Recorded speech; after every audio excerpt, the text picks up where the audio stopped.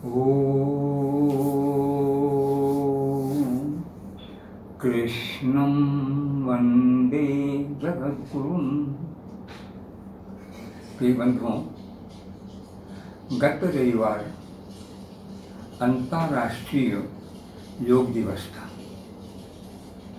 भारतीय ऐसी महती विभूति विश्व में अपना ली गई है और चल रही है, ये वस्तुतः संपूर्ण विश्व के लिए धन्यवाद का पात्र है। यह केवल धन्यवाद के लिए नहीं, वो वस्तुतः और भी आगे बढ़ने के लिए अधिकारी हो गए हैं। इस विषय को लेकर के हमने कुछ बात चर्चा की थी। सामान्य रूप से बताया गया था, लोगों की इच्छा थी कि इसका समय क्या है ग्रंथ का, योग दर्शन का। वस्तुतः योग दर्शन तो पर्याप्त नवीन है, किंतु योग की प्रवृत्ति जिससे हुई है वो भगवान ब्रह्मा है। उनका नाम है हिरण्यगर्भ। तो हिरण्यगर्भ ही सबसे पहले योग का उपदेश देने वाले हैं। लोगों को ऐसा भी चाह रहा, जैसे आयुर्वेद है, उसमें स्पष्ट ब्रह्मा ने सबसे पहले शिक्षा दी थी अपने पुत्र दक्ष को। दक्ष ने अपने द्विजों को शिक्षा दी, द्विज ने अपने चाचाओं को शिक्षा दी। एक क्रम बना, इसका भी कोई क्रम है, उसमें इसमें एक अंतर है। वहाँ ब्रह्मा को आवश्यकता थी बहुत ज़रूरी कि विश्व जो है ये हो, उसके पहले विश्व को नाना प्रकार की आपदाओं से बचाने के लिए जो कार्य मुझे करना चाहिए, वो पहले आयुर्वेद की उत्पत्ति, तो पहले उस काम को किया, तो उसका उसी प्रकार से प्रचार प्रसार करना उनका पहला काम हो गया था। अब यह विकास संबंधी बात, तो विकास संबंध के लिए मनुष्य को कम से कम अपनी स्वयं के इच्छा होनी चाहिए। और वेद कहता है कि ईश्वर ने मनुष्य को ये शक्ति देकर भेजा है। अपने अथर्ववेद का मंत्र का एक भाग है कि उद्यानम रे पुरुष नावयानम। अरे पुरुष, ये तेरा जीवन, उसकी नियति उद्यान है। उद्यान, उत्कर्ष की ओर यान लगातार बढ़ते जाना। तो उद्यान तेरा वास्तविक स्वरूप है, न अवयानम। अवयानम नहीं, नीचे गिरना ये तेरे है ही नहीं। इसका मतलब तुम्हारे द्वारा जबरदस्ती आमंत्रित एक दोष है। और उद्यानम तेरी प्रकृति है। तो जिसको प्रकृति से हमने ऊपर की ओर बढ़ने वाला कहकर भेजा है, उसको हमारे श्लोक भी कह देता है कि जन्मना जाए थे शूद्र। शूद्र का अर्थ लोगों ने बड़ी गड़बड़ से दे दिया था। शूद्र इतना ही अर्थ है, अपने उस उद्यान के लिए जो अतिशय शुद्धता करे, आलस्य न करे, कहीं से भी एक बात भी अपने हित की सुन ले तो उसको ऐसे बांध ले कि जैसे उसका जीवन संगीत बन जाए। तो खैर, तो वहाँ वो है। तो ऐसे इस उद्यान वाली बात के लिए ब्रह्मा के द्वारा अनिवार्य किसी को शिष्य नहीं बनाया गया, पर ब्रह्मा देखना चाह रहे थे कि लोग आए। तो भगवान की कृपा है कि वशिष्ठ जैसे महापुरुष का ध्यान इधर गया और उन्होंने ब्रह्मा से प्रार्थना करके, और योग का पहला, तो सबसे पहले अगर किसी से ने योग प्राप्त किया हो ब्रह्मा से, तो महर्षि वशिष्ठ है। वशिष्ठ ने फिर इस योग को फैलाया। तो इस प्रकार इसकी प्राचीनता में दोनों बातें हमारे आ गई, योग का प्रथम प्रवक्ता और योग का प्रथम फैलाने वाला, दोनों। अब जैसे युग आता गया, योग चलता गया, तो अब प्राचीन काल में कितने क्या योग के रूप रहे होंगे, इस गहराई में हम नहीं गए थे। पर मैं इतना जरूर कह दिया था कि मनुस्मृति जो हमारा आदि ग्रंथ है, वो भी योग के 2 पादों को याद करता है, पहले 2 अंगों को। 8 अंग हैं योग के, उसमें प्रथम 2 अंग हैं, एक का नाम है यम, एक का नाम है दूसरे का नियम। तो 5 यम और 5 नियम, इनके विषय में स्पष्ट कहते हैं कि तुम्हें हर हालत में यम का पालन करना है, भले नियम में तुम ढीले भी रहो। पर यम को भूल कर तुमने नियम का साथ दिया तो सत्यानाश है, पतन है। अभी बहुत बड़ी बात है। तो इस दृष्टि से यम और नियम के लिए जहाँ विश्व का पहला ग्रंथ जो ब्रह्मा के साक्षात उपदेश से और हमारे स्वयंभू मनु ने दिया है, उसने जब योग की चर्चा और भी उसमें प्रासंगिक चर्चाएं, तो इसका मतलब बाकायदा आज जिस प्रकार 8 अंग है, ऐसे 8 अंगों का योग प्राचीन काल से ही चला आ रहा। वर्तमान योग की जो पुस्तक है उसे करने वाले हैं महर्षि पतंजलि। हमें पतंजलि के विषय में भी लोगों से बड़ी शिकायत है। 3 पतंजलि सैकड़ों सैकड़ों वर्षों की दूरी से हैं और उन तीनों को हम एक कर बैठे। क्या कर बैठे? एक। तो क्या कर बैठे? एक श्लोक बड़ा प्रसिद्ध है जिसको आमतौर पर लोग जानते हैं। योगेन चित्तस्य पदेन वाचाम मलं शरीरस्य च वैद्यकेन योपाकरोत्तम प्रवरम मुनीनां पतंजलिम प्रांजलिरानतोस्मि। कहते हैं जिस पतंजलि ने हमारे मन के मैल को इस योग से दूर किया है, जिस पतंजलि ने हमारे वाणी के मैल को अपने पदशास्त्र व्याकरण से दूर किया है, और जिस पतंजलि ने हमारे रोगों को चिकित्सा से दूर किया है, ऐसे 3 रत्न देने वाले उस पतंजलि को हमारा प्रणाम। यानी एक ही पतंजलि को तीनों का काम दे दिया। जबकि जो पहला पतंजलि है वो जो आयुर्वेद का है, और उसको भगवान व्यास याद करते हैं महाभारत में और बताते हैं कि कृष्णात्रेय पहला व्यक्ति है इस चिकित्सा को देने वाला, कृष्णात्रेय पुनर्वसु, जिसके शिष्य अग्निवेश वगैरह है और जिसे आज चरक संज्ञा मिलती है।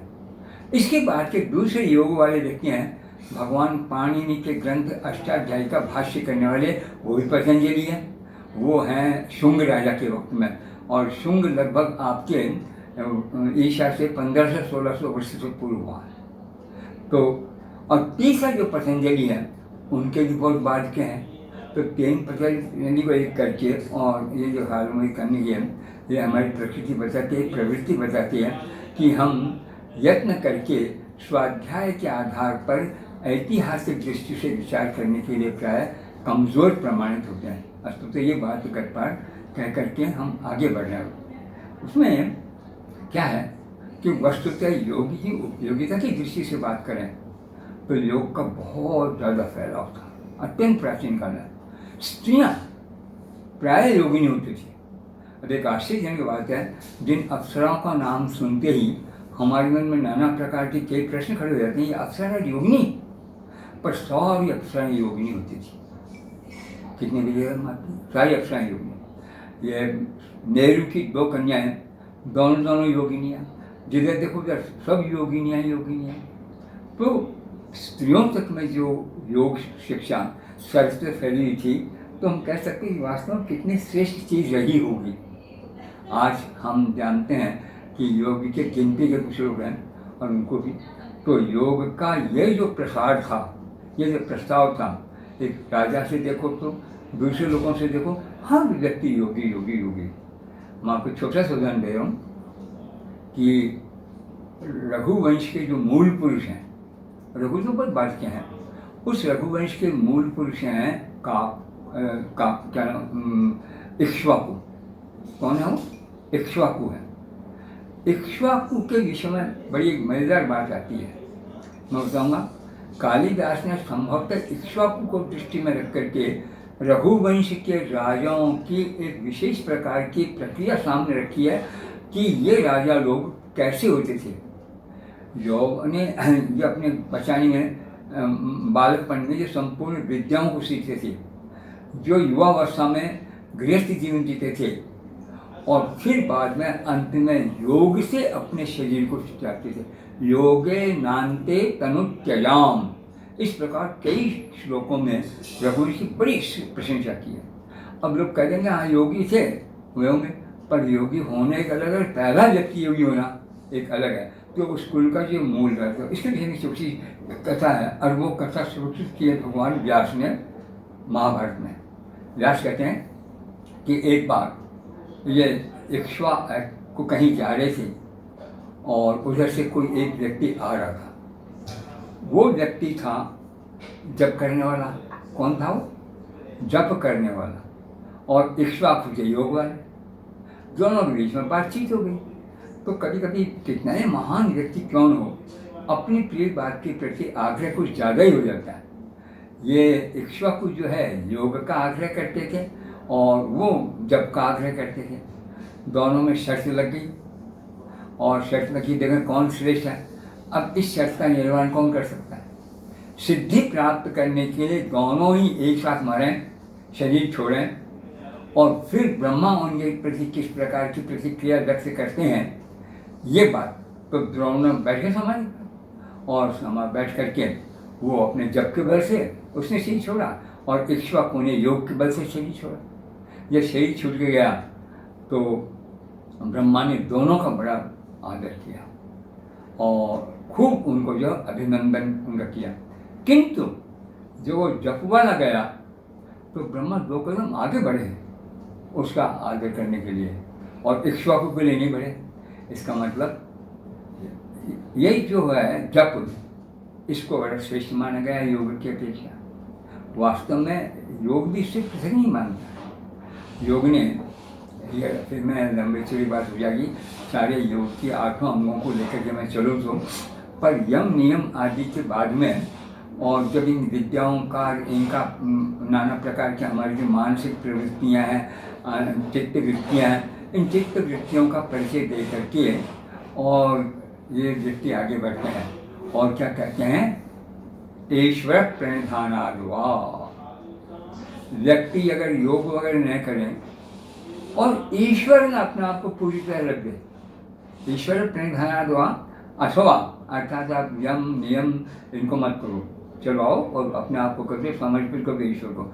जो कुछ वस्तु है मेरे आगे पीछे कुछ नहीं, खाना पीना सोना उठना, जीवन की इतने व्यवहार सब तेरे में है, और जो कुछ मैं करूँगा सब तुझे दूंगा। इसको कहते हैं ईश्वर प्रणिधान। तो बोलो, योग की चर्चा करते करते, और ये पतंजलि जी महाराज ईश्वर प्रणिधानाद्वा कहते हैं, 200 नंबर इसी को दे देते हैं। इसका मतलब वो भी इस बात को मानते हैं। तो ईश्वर प्रणिधान क्यों किया जाए, देखिए पतंजलि ने व्याख्या भी की है।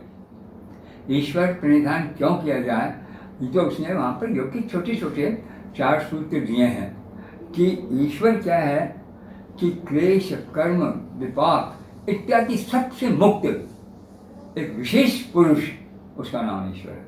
कितनी बड़ी मर्यादा बात करी है। हम कौन है? पुरुष। वो कौन है? पुरुष। पर जो ये नाना प्रकार के सारे आपदाओं से, मन की वृत्तियों की जकड़न से, इन सब से बिल्कुल स्वतंत्र है, इसका कोई प्रभाव तक नहीं है, उस पुरुष विशेष का नाम ईश्वर है। इसका मतलब अगर हम उस पुरुष विशेष को अपना आदर्श बना लें और उसके हिसाब से जीवन चलना शुरू कर दें तो हमें योग की आवश्यकता नहीं, वो स्वतः अपने आप में एक महायोग हो जाएगा। यही इन्होंने कहा। तो कहते ईश्वर कौन? तो ईश्वर का तो बता दिया। तो उसकी बात क्या है? कहते इसकी बात यह है कि उसको यह स्वतः ज्ञान है, बल्कि स्वतः ज्ञान नहीं है, संपूर्ण ज्ञान है। आज तक पैदा हुए उन सबको ज्ञान देने वाला वही है। पूर्वेशाम अपनी, पूर्व से पूर्व जितने भी ज्ञान है उनका उपदेश देने वाला होगा। क्योंकि काले न अनवच्छेदात, ईश्वर काल के बंधन में नहीं है, इसलिए अब तक जितने भी लोग होते गए उनको किसी न किसी रूप में वो देता रहा है। तो कहते जब तो फिर कहते ईश्वर को याद कैसे थोड़ा सा याद करने के लिए, तो जो सबसे बड़ा परिणाम लोग प्रणव हो, जिसे अपन ओम बोल रहे हैं। तो बस, तो अब प्रणव का जप कर लो, सिद्धि हुई। प्रणव जी कहता है कि तद जप सदस्य भावनम, उसका जप, ईश्वर के नाम का जप, तद अर्थ भावनम, उस ईश्वर का जो स्वरूप है उसी का हो जाना होता है। इसका मतलब भक्ति को सर्वोपरि मान करके इस व्यक्ति ने योग के प्रक्रियाओं का उपदेश दे देते प्रथम भक्ति को लेकर आगे भी जा करके योग की जितनी कुछ अंतिम अवस्थाएं आएंगे उसमें ईश्वर को प्रथम रखा। तो एक तरह से देखा जाए, पर अभी ईश्वर का रूप इसने ऐसा रखा है कि आप राम को मानो, कृष्ण को मानो, गोविंद को मानो, मुरली को मानो, उसको मानो, कोई चक्कर नहीं है। ईश्वर का जो स्वरूप रखा सारे विश्व में एक ही है। तो ये संपूर्ण विश्व के जितने भी कर्ता करता है उन सब का जो श्रेष्ठतम शासक है, स्वामी है, उसका नाम ईश्वर है। अब आप उसको किसी नाम से पुकारिए, 50 नाम से। हम जब अपने विष्णु सहस्त्र नाम बोलते हैं तो एक सूत्र है, क्या नाम, स्तुति है क्या, उसका नाम ही कि विष्णु के 1000 नाम। जब आप विष्णु के 1000 नाम बोलते हैं तो स्वाभाविक है हम किसी नाम के साथ बंधे भी नहीं हैं। इसलिए कृष्ण कह रहे हैं, उसका नाम और काम सब प्रणव है, आप प्रणव को लेकर चलिए और उस प्रणव को कहीं भी हटाइए। ये भी देखिए योग दर्शन काल का कितना जो है। तो इसी दृष्टि से प्राचीन काल से जो योग सर्वश्रेष्ठ चला है वो इस प्रकार की उपदेशों को पकड़ के ही चला है।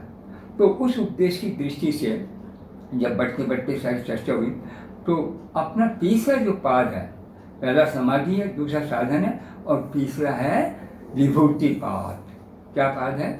विभूति पाद। इस विभूति पाद में एक बड़ी मजेदार बात की गई है कि मनुष्य अपना संयम अमुक जगह लगा दे तो उसको ये सिद्धि प्राप्त है। संयम किसे कहते हैं? संयम योग का एक पारिभाषिक शब्द है। क्या है ये? योग का पारिभाषिक शब्द। योग के जो 3 अंग हैं, धारणा, ध्यान और समाधि, इन तीनों को हम एक बना दें और एक को इतना दृढ़ कर दें कि हम इस अपने उस एक का नाम है संयम। वो संयम जहाँ जाएगा वो वस्तु फिर हमारे संपूर्ण रूप से ध्यान में आ ही जाएगी, हमसे अज्ञात रह ही नहीं सकती है। तो अगर हम उस संयम को अमुक अमुक जगह लगाएं तो हमें अमुक अमुक लाभ होंगे। इस प्रकार इस विभूति पाद में कम से कम इस विभूति अर्थात ऐश्वर्य की प्राप्ति के 50 नमूने हैं कि 50। तो अब सोचिए आप कि विभूति पाद में जो 50 हैं तो यहाँ 50 वाली बात में थोड़ी सी आपत्ति आ गई। आपत्ति कैसे आई? हर जगह की व्यक्ति हर समय में हर काल में मिल जाएंगे। एक अपने भी यहाँ के प्रसिद्ध अच्छे व्यक्ति हैं जो कभी उत्तर प्रदेश के मुख्यमंत्री रहे थे और अपने राजस्थान के राज्यपाल भी हैं, डॉक्टर संपूर्णानंद। वो अच्छे पढ़े लिखे हैं और आस्था वाले भी हैं, नास्तिक नहीं कहा जाता किसी भी रूप में। पता नहीं उनको एक बार में क्या लगा कि जो पतंजलि है पढ़ा लिखा विद्वान था, योगी नहीं था। अब से पूछो तुम्हें योग कौन सी वस्तु मिल गई है जब तुम्हारे सामने पतंजलि योगी नहीं है और आप महायोगी हो गए। तो कभी कभी व्यक्ति अपनी थोड़ी सी उपलब्धि को लेकर के इस प्रकार देखना शुरू कर देता है कि जैसे विश्व में वो जानता वही ठीक है। अब जो लोग ज़्यादा पढ़े लिखे नहीं होंगे, इधर देखेंगे नहीं, उनके संयोग में ज़्यादा नहीं होंगे, प्रभाव रहेंगे, उसी सोचेंगे वास्तव में पतंजलि के अपेक्षा वो संपूर्णानंद जी लोग की भी ज़्यादा जानते। इसी प्रकार से एक दूसरे महापुरुष हैं, वो वस्तु जो है हमारे लिए वंदनीय है और ऋषि कोटि में आ जाते हैं ऋषि दयानंद। ऋषि दयानंद ने भूले हुए भारत को एक सबसे बड़ा मंत्र दिया था और अगर कहते तत् जपस तदर्थ भावनम तो आज भारत का रूप बदल जाता। वो मंत्र ये था, सब कुछ भूल करके तुम्हारा सारा जीवन केवल वेद में चला जाए। किसमें? केवल वेद में। आप पकड़िए वेद को। और मैं समझता मंत्र न्याय नहीं। जिस व्यक्ति का मैंने नाम लिया है कि हमारे सबसे पहले मनु भगवान स्वयंभू मनु है, उन्होंने मनुष्य की भी एक बड़ी मजेदार बात कही है कि मनुष्य का जीवन ऐसा विचित्र जीवन है कि उसमें कामनाओं का अंत ही नहीं है। कामनाओं का बहुत बड़ा भारी सागर है, एक के बाद दूसरा, दूसरे बाद तीसरा, अनंत कामनाओं से भरा पड़ा है। तो अब वो इस चक्कर में नहीं पड़े हैं कि किस कामना को दें किसको नहीं दें। तो उनका कि मनुष्य इतना प्रयत्न करे कि वो योगा करे, इतना प्रयत्न करे कि एक अपने कामना का प्रमुख विषय बना ले जिसको वो खास काम कहेगा, प्रमुख काम कहेगा। और वो काम क्या है? वेद की प्राप्ति और वैदिक कर्मों का अनुष्ठान। अर्थात वेद जानिए, पढ़िए, समझिए, उसके आधार पर चलिए। तो वैदिक कर्मयोग वहाँ स्पष्ट है कि वैदिक कर्मयोग। तो वैदिक कर्मयोग में लगे, आपको कोई नहीं करना कुछ, आप अपने जीवन को पूरी तरह प्राप्त करते हुए जो आपके धर्म, अर्थ, काम, मोक्ष है, चारों पुरुषार्थ प्राप्त कर लेंगे। तो वही बात हम देखते हैं। तो ऋषि दयानंद कह रहे हैं कि आप पकड़ो वेद को, सब कुछ भूल कर वेद में जाओ। और वो सब कुछ भूल कर वेद में जाने को उन्होंने ऐसा मंत्र दिया कि उनका अनुयायी न वेद पढ़ना जानते हैं, न वेदों की व्याख्या जानते हैं, पर ऋषि दयानंद के नाम पर हर जगह ये कहना चाहिए सब गलत, ये सब गलत, ये सब गलत। कितना भयंकर पाप अपने देश में पनपता है। ये तो उन्होंने भी विभूतियों के विषय में ये कहा कि विभूतियों में क्या धरा है। और उदाहरण के रूप में दूँ तो एक विभूति वेद में है भुवन ज्ञानम सूर्य संयमात। क्या है?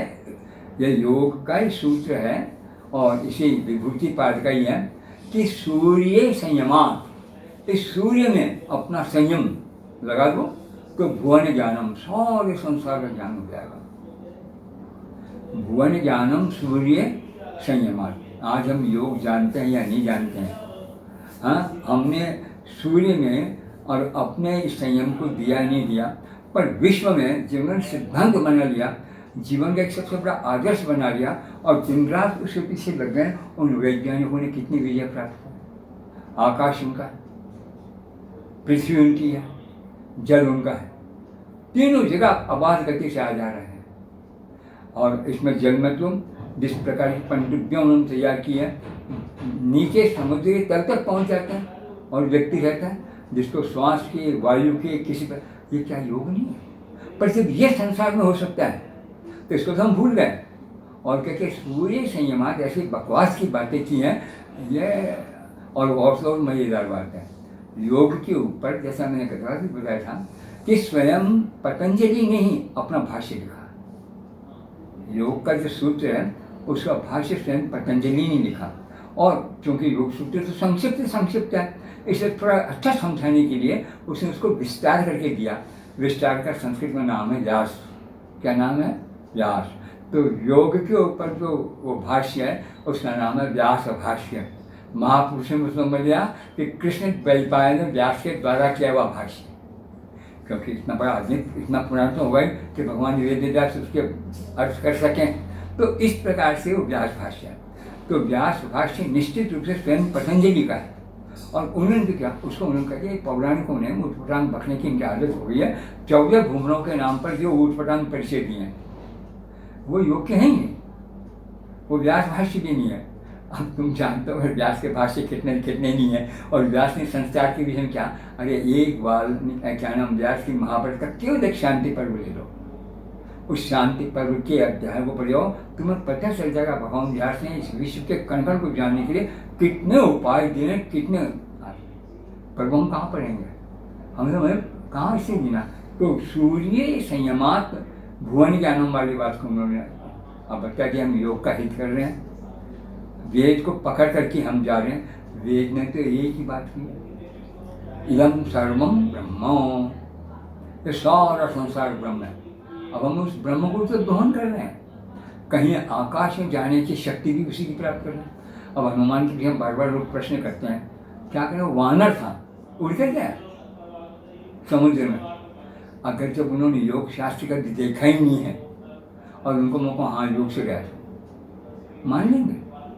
तो जब तक हम अपने शास्त्रों को गंभीर रूप से, व्यापक रूप से अध्ययन करके नहीं लेंगे, तब तक निश्चित रूप से हम लोग कभी भी अपने शास्त्रों की सही व्याख्या नहीं कर सकेंगे। तो जब वो अरे सारे सूत्र योग हैं, तो हम बात जब करते हैं योग की, तो योग वाले इस विभूति में सबसे पहला सूत्र है और बड़ा मज़ेदार सूत्र है, और वो सूत्र है संस्कार साक्षात्कारणात् उग्रव्याति ज्ञानम।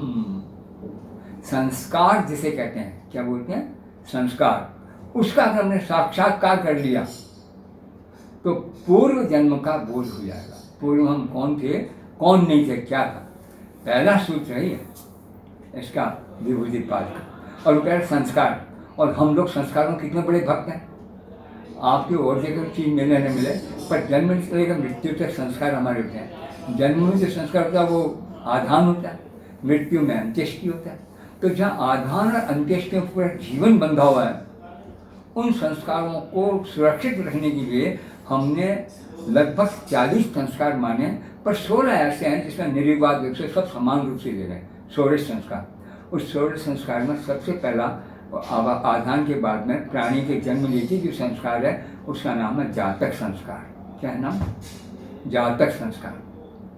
जातक संस्कार में पिता बच्चे के पैदा होते ही और अपने वहाँ जाता है जहाँ बच्चा पैदा हुआ है, उसको गोद में लेता है साफ सुथरा करके, और उसकी जीभ के ऊपर कोई सोने की लेखनी जैसे ऐसी किसी भी चीज़ को लेकर के ओम लिखने का यत्न करता है। अब देखो बच्चा है, कुछ नहीं जानता, मांस का लोचड़ एक तरह से, पर हमारे मन में कितनी प्रबल भावना है कि ये व्यक्ति ओम, ये वो योग वाला गया, प्रणवः तस्य वाचकः प्रणव है, परमात्मा का दूसरा नाम क्या है? प्रणव, और प्रणव का अभ्यास करना ही योग है। तो वो ओम लिखे, ये योग की देने के लिए ये हमने डेंगू ले ली, बहुत अच्छा किया। इसके साथ साथ ही छोटा सा कान एक और है, ये काम पूरा करने के बाद वो क्या कहता है, बच्चे के कान में अपना मुंह ले जाके कि बेटा तुम वेदा असी, तू वेद है, भंगी। वो अपने बच्चे को नाम नहीं देगा क्या? और जब पैदा होते हमारे 16 संस्कारों में जाते संस्कार सबके लिए है, तो तुम वेद ऐसी कह करके हम अपने जाति पाति के झूठे विरोध के आधार पर, अपनी बेवकूफ़ियों के आधार पर, इसको वेद नहीं पढ़ना, उसको वेद नहीं पढ़ना, उसको वेद नहीं, हम इतने नियम बनाते हैं। ये क्या हम संस्कारों का पालन कर रहे हैं? जब संस्कार का सही ढंग से बोध ही नहीं, पालन नहीं है, तो संस्कार का साक्षात्कार कहाँ से होगा? अब आपके इन पतंजलि ने कितना बड़ा लाभ किया है कि जो हमारा सबसे बड़ा संस्कार है, जिसको हम मानते हैं संस्कार का केंद्र, उसके लिए उसका साक्षात्कार करो। आपके सबके निकट है दिन रात। अब हम अनेक संस्कारों में एक सबसे बड़ा संस्कार जैसे विवाह संस्कार, विवाह संस्कार आज क्या हो गया, महीना भर नहीं निकला होगा, दोनों कोर्ट में पहुंच जाते हैं और आए गए लोगों में तलाक जैसी प्रथाएं चल रही है। यानी पत्नी इसीलिए रहा है कि तू तलाक दीजिए, 3 बार तलाक तलाक तलाक छोड़ के चलेगा। ये मनुष्य के लिए सबसे बड़ी, और मनुष्य के विषय में व्यास कहते हैं, बड़ी मजेदार बात कहते हैं, न मानुषात् श्रेष्ठ तरम नहीं किंचित। विश्व में इतने बड़े बड़े स्थान, हिमाचल जैसे समुद्रों जैसे हैं, और इतने नाना प्रकार के और भी हैं, प्राणी भी हैं, एक हाथी लो, सिंह लो, सर किसी को भी लो, सब मनुष्य से ज़्यादा शक्ति लेकर पैदा होते हैं। किंतु इन सबको जानते बूझते करते हुए भी व्यास करें, न मानुषात् श्रेष्ठ तरम ही किंचित। इस संपूर्ण विश्व में मनुष्यता से बढ़कर, मनुष्य से बढ़कर कोई दूसरा है ही नहीं। जो हमारे शास्त्र कितने टंके की बात, पर जब हम छोटी छोटी बातों के ऊपर और इस प्रकार की बातचीत करने लगेंगे कि नहीं ये भी गलत, ये भी गलत, फिर मनुष्य की श्रेष्ठता कहाँ है? मनुष्य नाम ही क्या बता रहा है? मनु की संतान। मनु कौन? मनु जिसका सहज स्वभाव है मनन विचार, करूं न करूं, नहीं करूं तो क्यों नहीं करूं, करूं तो क्यों करूं, और जब करूं और न करूं में अगर न करूं का पक्ष है प्रबल और करना उसके लिए अनिवार्य है, तो मुझे उस अनिवार्य प्राप्ति के लिए तो योग करना पड़ेगा। योगा चित्त वृत्ति निरोध है। चित्त की वृत्तियाँ जो इधर उधर भागती रहती हैं, उनको अपने नियत समय के लिए हम एक ही जगह लगाए रखें, इसका नाम योग। तो मैं करूँ न करूँ के द्वैत में पढ़ेंगे तो आपको योग ही तो बचाएगा। आपने अपना अभ्यास बना लिया, एक बार माता पिता गुरुजनों ने समाज में हमें कहने ये काम तो वैसे करना चाहिए, और हम उसको गांठ बांध ली और उस काम को करना शुरू कर दिया, समझ लो उसी दिन हमारे जीवन का सर्वश्रेष्ठ पुण्य दिन था। तो इस प्रकार संस्कारों को जब हम देखते हैं, उस संस्कार के पहले संस्कार की विद्या उड़ रही हैं, नाम वाले नाम कर रहे हैं तुम वेदासी, और काम कर रहे हैं ये पास में भी अगर बैठ कर वेद सुन ले तो उसे कान में पहलते हुआ वो डाल दो ताकि कान ही खत्म हो जाए। इतना मनुष्य और वेद का अनुयायी, और ऐसा हो सकता है? नृशंस है ही नहीं, मनुष्य का जो नाम ही अनुशंस का प्रयोग होना। खैर, तो अब ये विवाह संस्कार लिया, तो विवाह संस्कार में हम परेशान हो गए, तो कोर्ट में हमने विवाह करने शुरू कर दिया। अब कोर्ट में विवाह हो गया तो क्या कोर्ट के विवाहों का तलाक का झगड़ा नहीं होगा? वो भी होगा, प्रकारांतर से साबित हुआ। और एक विवाह को हम विवाह के रूप में समझते हैं, तो अकेले वेद में ही लिखा और दूसरे ग्रंथ में लिखा 200-250 मंत्र इस विवाह के विषय में है। और विवाह में क्या कहा जा रहा है? वो पति और पत्नी, तो पति पत्नी से कहते रहे जऊ रहम, मैं कौन हूँ? जऊ।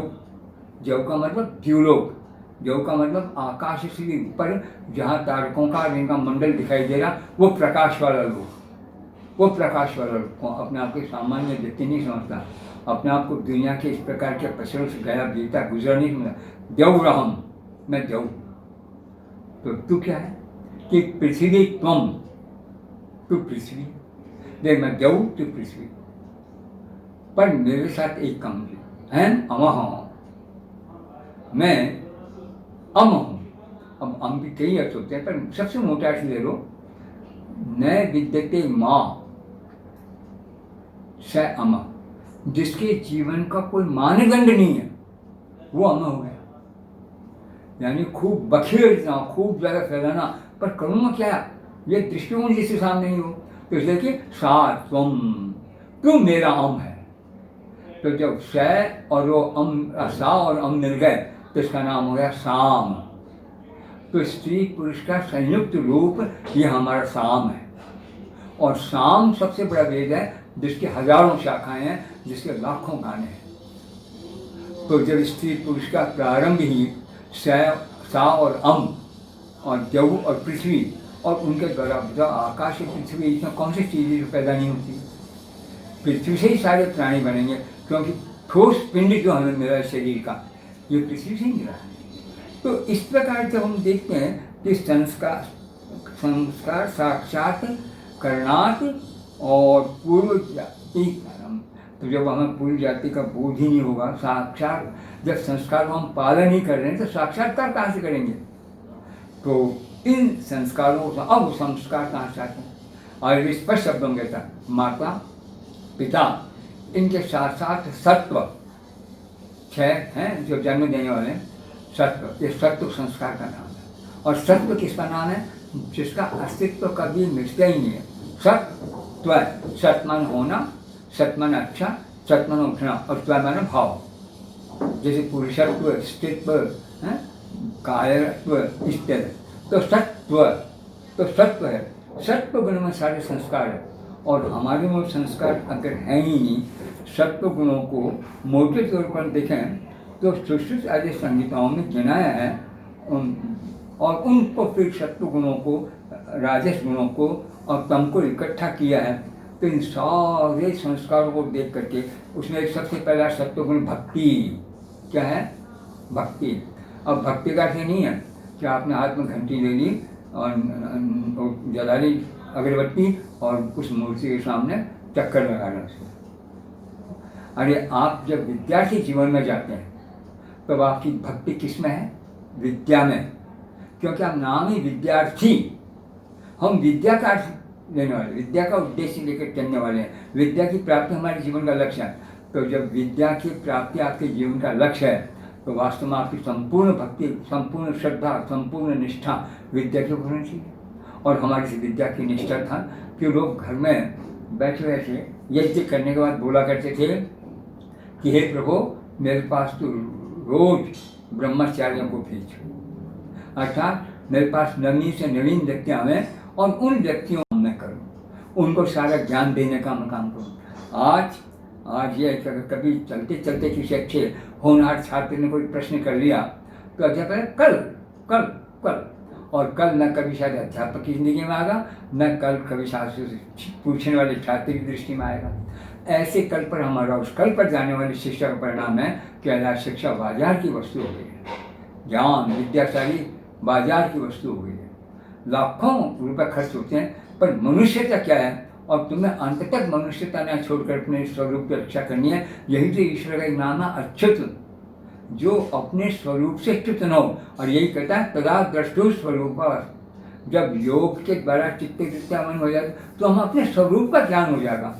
तो योग का पहला काम ही स्वरूप का ज्ञान कराना। और हम कहते हैं सारे स्वरूप को भूल भाल करके ये ले लो, खरीद लो, विद्या जितनी लाखों करोड़ों खरीद जा सकती है, शायद विषय पर तुम्हारी सारा अधिकार है। जब हमारी सारी प्रक्रियाएं इतनी भिन्न हो गई हैं तो वास्तव में योग के विषय में इस प्रकार के जो प्रश्न लोगों को उठते हैं, एक हम जानते हैं कि जो व्यक्ति निष्ठा नहीं रखेगा, पर हमें तो निष्ठा रखनी है, निष्ठा के द्वारा उसकी रक्षा करनी है अपने तंत्र की जो हमें दिया गया। तो वहाँ उसने कहा इस प्रकार संस्कारों को जितना अधिक समझते जाएंगे तो हम सोच लेंगे कि 10 बार ये व्यक्ति क्या रहा होगा, क्या नहीं रहा होगा। और संस्कार अगर हम पकड़ ही नहीं पा रहे हैं तो इस जीवन का ही नहीं कर सकते कि किस अच्छे परिवार में पैदा हुआ। आज कल्पना नहीं कर सकते कि ऐसा नारा होगा। हमारे रघुवंश वगैरह ने भी ऐसे लिखे नहीं है क्या।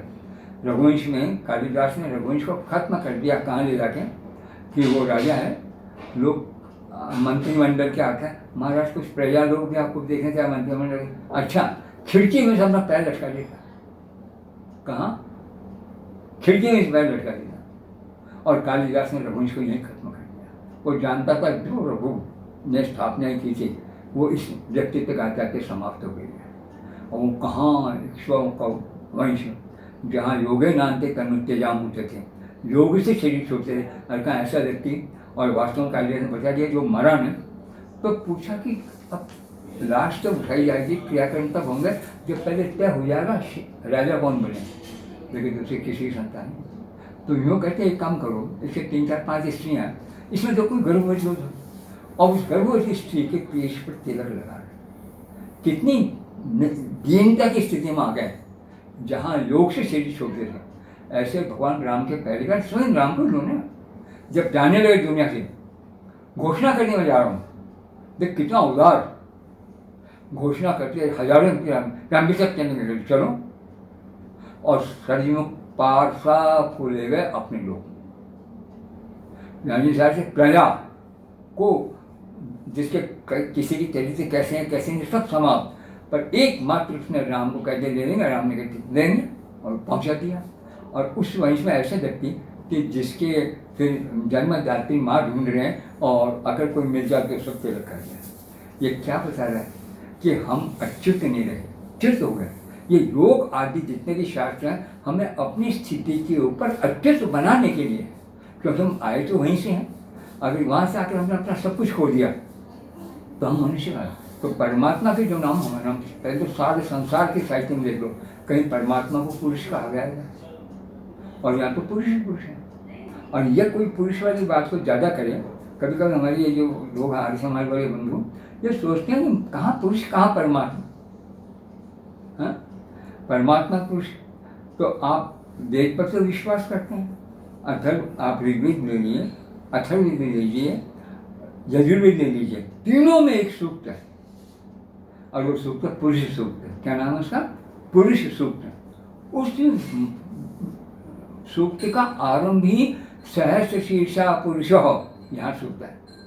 हजारों सिर वाला व्यक्ति, हजारों सिर वाला एक सिर सारे ब्रह्मांड के लायक है कि जब 1000 सिर हो जाए तो क्या शक्ति होगी उसके, ज्ञान की शक्ति। सहस्र शीर्षा पुरुष, सहस्राक्ष सहस्रपाद, वो पुरुष है। अब वो कहते हैं कुछ पुरुष अपना ये जो पुरुष नाम हो वो हो क्या? आगे वेद में आप निष्ठा रखना चाहते हैं, वेद को एकमात्र लेकर चलना चाह रहे हैं, तो वेद के अर्थों को देखिए पुरुष शब्द का क्या है। तो अगर आपको कहीं विश्वास नहीं तो उसी वेद मंत्र का एक वाक्य ले लिए, पुरुष एव इदम सर्वम, ये सारा विश्व है, केवल पुरुष है। क्या है? केवल पुरुष है। ये हिमालय पुरुष, ये सागर पुरुष, ये पृथ्वी पुरुष, ये चींटी पुरुष, हाथी पुरुष, मनुष्य पुरुष। ये पुरुष क्यों है? इसको हम अगर वेद की दृष्टि से देखें तो स्पष्ट हो जाएगा। हम अगर अपने नाभि में और समय को दें, इसका क्या नाम, संयम को दें, तो संपूर्ण काया का ज्ञान हो जाएगा। किसका हो जाएगा? संपूर्ण शरीर। एक छोटी छोटी छोटी छोटी नसों से लेकर के करोड़ों की संख्या में पहुँचे हुए अवयवों को हम पहचान जाएंगे। आप सोचिए, क्या मुर्दों को काट काट करके हम इन जीवित अवयवों की वास्तविक शक्ति जान सकते हैं? तो फिर आयुर्वेद जब इतनी बड़ी भारी चर्चा कर रहा है और इतने नाम रहे 72 करोड़ नाड़ियाँ मनुष्य में, वो कहाँ से प्राप्त किया उसने? हैं? आयुर्वेद इसको मानता है, क्या नाम, ये जो मुर्दों को लेकर हम करते हैं, पर आयुर्वेद मुर्दों के लिए सोचता कम, योग शक्ति लोग ज़्यादा। और प्राचीन काल के आयुर्वेद के देने वाले व्यक्ति कौन है? भगवान ब्रह्मा। तो ब्रह्मा ने आयुर्वेद दिया कि ये योग शक्तियाँ भी दी हैं, और आयुर्वेद ने योग की बड़ी प्रशंसा की है। तो वो जब योग जान जाएंगे तो फिर वो जो आयुर्वेद का दिया हुआ जो पाप है, वो क्या नाम पाठ है, वो आपके समझ में आ जाएगा कि नाभि चक्रे काय व्यूह गानम। नाभि के चक्र में आप अगर अपना संयम पहुंचा दोगे तो काया शरीर, उसका जो व्यू है, नाना प्रकार के भाग बने हुए, उन सब का ज्ञान हो जाएगा। तो अब इसको देख कर और हम नहीं कहे विभूति योग, अरे योग तो केवल परमात्मा तक पहुंचाने के लिए अर्थात मोक्ष के लिए, ये सब झगड़े क्यों योग में? यह हमारी कितनी तुच्छ बुद्धि है कि हमने, अरे ये समझते हैं हम पहले लोगों ने वैसे उपचार किया, पर हमारा सोचने का तरीका कितना सुंदर था। एक गांव था, उसमें एक व्यक्ति 12 साल से रह रहा था, योगी था, गांव के ऊपर सब पूरा अधिकार था, गांव के लोग उसके प्रबल भक्त थे और उसके योगी उसको छोड़ के गए थे। तो 12 वर्ष वो मैं आऊँगा कि ठीक है चले गए। और वो गांव में योगी का तो बड़ा प्रभुत्व है, बड़ी मान्यता है, हर व्यक्ति उसको प्रणाम कर, छोटे बच्चे से लगे बड़े थे। आज उसके गुरु जी आने वाले हैं, गांव में कई दिन से उत्साह चल रहा, बड़ी सुंदर बातें हो रही हैं। तो उन्होंने फिर देखा, अब आ गए गुरु जी आए तो गांव सारा गुरु जी के आदर सत्कार लिए तैयार है। गुरु जी ने किसी को देखा है दिखाया नहीं, सीधे अपने चेले के पास पहुंचे और एक डंडा लिया जो ठोकना शुरू किया, बुरी तरह से मारना शुरू किया। और ठोकने से भी ज़्यादा उनकी वाणी, वो ठोकते जा रहे हैं, कह रहे अरे बेचारे बेवकूफ़, अगर तू एक बच्चे के द्वारा उठा लिया जाता है और एक पहलवान तेरे को हिला भी नहीं सकता, ये पाकर तुझे क्या मिल गया? क्या यही योग है? यानी वो गाँव में इस प्रकार के प्रदर्शन उन्होंने किया है, गाँव वाले बड़े भक्त बन गए, एक ठोक पूरी। चले दूसरे आगे बोले एक बात बता, क्या बता कि ये जो गंगा है, इस गंगा को पार करके लोग जाते हैं, ये लोग नाविक लोग क्या लेते हैं कि 2 पैसे देते हैं कि तो अगर तुम्हारे जैसे लोगों से कि जो साधु सन्यासी वगैरह होते हैं उनसे कुछ भी नहीं लेते हैं। तो नालायक 12 वर्ष में तूने केवल 2 पैसे की कमाई की, पानी के ऊपर चल लिया, वो चल रहा पानी जैसे धरती पर अपन लोग चल रहे हैं। तो अब ऐसे उन्होंने कई वाक्य बोले हैं, खूब अच्छी तरह पीटा है और फिर बाद में चले गए और कहा 12 वर्ष बाद आऊँगा। तो अब आप सोचिए, जो वो लोग ध्यान देते थे कि सहज रूप से विभूतियाँ आ रही हैं और इन विभूतियों का हम लोक दृष्टि से उपकार कर सकते हैं, तो इनको योग में लें, पर विभूति हमारे जीवन का लक्ष्य नहीं होनी चाहिए कि लोग तुम कुछ नहीं जानते हो। बच्चों कहता मुझे उठा के बिठा देता, पहलवान को कहते तरह से कर देना, वो जैसे हम अंगद लोग देखते हैं। रावण के यहाँ संदेश लेकर गया था राम का, चलो आज भी अगर संधि कर लूँ तो भगवान राम इतने उदार हैं कि तुम्हें माफ़ कर देंगे। तो वो लोग उठा के और अंगद को फेंकना चाह रहे हैं, सारे राक्षस झुक गए, अंगद हिला ने। तो कौन सी शक्ति थी? ये बलेशु हस्त बलाजी ने, ये भी इसी ने है। तो जितनी भी शक्तियाँ आज अपन देखते जा रहे हैं, इन 50 जो उन्होंने सूत्र कहे हैं, उसमें हर प्रकार की शक्ति है और सारे शक्तियों के मूल आधार हमें वैदिक मंत्रों से मिलते चले जा रहे हैं। ऐसी स्थिति में इन विभूतियों को तनिक भी और अवमानित दृष्टि से देखना, यह ऐसा लगता है जैसे हमने कभी योग दर्शन को सही ढंग से देखा ही नहीं है। और स्वयं योग दर्शन का स्पर्श करें, देखो यम नियम, इनको तो वो जीवन में देने की वस्तु कर देते हैं, पर कुछ नहीं करते हैं शिव जी में। करते कहाँ से शिव हैं? आसन से। तो यम नियम के बाद में 6 भाग रह गए, आसन, प्राणायाम, प्रत्याहार, धारणा, ध्यान और समाधि। देखो समाधि भी हमारे एक अंग है, समाधि लक्ष्य नहीं अंतिम, उस समाधि से मुझ शक्ति को प्राप्त करना जिसको हम कहते हैं मुक्ति। तो इच्छा, अब इन 6 अंगों में भी वो कहते हैं आपके ये जो धारणा है, ध्यान है, समाधि है, ये भी बहिरंग है, योग के बाहरी अंग है। यानी और अंदर जाओ और अंदर जाओ। तो जो इस प्रकार 3-4 अंग दे करके और अंगों की स्तुति कर रहा है, पर सब में अनिवार्य सभी को मानता जाने के लिए, किसी को त्यागी की बात नहीं कर रहा है। तो आज अगर हम लोगों को यम नियम का पाठ नहीं पढ़ा सकते हैं, तो कहीं कहीं हमारे यम नियम के पालन में कोई न कोई त्रुटि रही गई है। उसने शौच तक को भी ले लिया, शौच, संतोष, तपस, स्वाध्याय, वचनम। तो जिसके लिए भगवान मनु कह गए थे अकेले शौच का पालन मत करो, उसके लिए वो कह रहा है शौच से स्वांग जुगुप्सा परेगा संसर्ग है। मनुष्य अपने शरीर के एक एक अवयव को इस प्रकार समझने लगेगा कि हमारा जब तक जीवन का साथ है, इनमें अत्यंत प्रिय कोई चीज़ नहीं है। और इससे धीरे धीरे इसकी वजह से जो पुरुषों में एक दूसरे के प्रति आसक्ति है, वो भाव कम हो जाएगा और फिर शौच को बड़े लाभ दे रहा खुद ही। तो शौच जैसे सामान्य वस्तुओं को भी उसने लिया। तो कोई ऐसी चीज़ भी नहीं उसके दृष्टि में नहीं है, और कोई भी ऐसी वस्तु नहीं है जिसमें संयम नहीं किया जा सकता। उन वस्तुओं संयम करके सारे विश्व के रहस्य को जान करके और विश्व नियंत्रण तक पहुँचने के लिए उसकी शक्तियों में संयम करेंगे, वो भी हमें प्राप्त होगा। तो जिस साधना को लेकर के और ये योग दर्शन का चलन है, उस साधना को हम भूलेंगे। उस साधना में हम विभूतियों को भी वही ध्यान देंगे, क्योंकि सारी विभूति कहीं कहीं ध्यान देने वाली है। एक भी ऐसी विभूति नहीं है। अब हमारे यहाँ संज्ञा करते हैं, तुम बल असी बलम में गई, हे परमात्मा तुम बलो बल मुझे दो। अब बल में ध्यान करो, आप कौन सी इंद्रिय में कहाँ क्या ध्यान करोगे, संयम करिए, कहाँ से बल प्राप्त करोगे? ये वेद के मंत्र है, और हम कह रहे हैं कहाँ हम करेंगे? यह शरीर के अंदर ध्यान देने के लिए संयम की बात है, शरीर के बाहर नहीं है। ये पराकाष्ठा नहीं, बेवकूफ़ी होगी नहीं। तो इन पराकाष्ठाओं से बच करके हम बड़े ध्यान के साथ, निष्ठा के साथ और थोड़ा सा ज्ञान लेते हैं, क्योंकि ज्ञान तो सब जगह अनिवार्य है। इसने भी योग ने ज्ञान को ही आधार माना, क्यों? ज्ञान का मतलब रास्ता दिखाने वाला, और योग है उस रास्ते पर चलने की बातें बताने वाला।